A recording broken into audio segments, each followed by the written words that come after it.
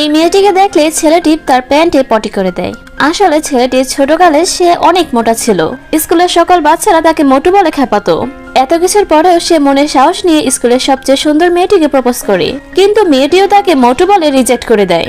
ফলে ছেলেটি এতটাই কষ্ট এবং ভয় পেয়েছিল যে সে বাসের মধ্যে পটি করে দেয়। এই ঘটনাটি ছেলেটি আজও ভুলতে পারে না। আর তার যখনই স্কুল এবং মেয়েটির কথা মনে পড়ে তখনই তার পেটে ব্যথা হতে থাকে। ডক্টর তাকে পরামর্শ দেয় যে ওই মেয়েটির সাথে যদি সে আবার ডেট করে তাহলে তার এই সমস্যাটি সমাধান হয়ে যাবে। ডক্টরের কথা মেনে ছেলেটি তাদের স্কুল ইউনিয়ন পার্টিতে যায় মেয়েটিকে খোঁজার জন্য।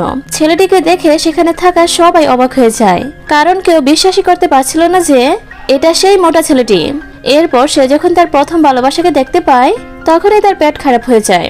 তাই ছেলেটি সেখান থেকে দ্রুত বের হয়ে আসে, কিন্তু তার ভাগ্যটা এতটাই খারাপ ছিল যে সেখানে কোথাও ওয়াশরুম ছিল না। ফাইনালি ছেলেটি একটি শপের সামনে এসে তার কাজ সেরে ফেলে।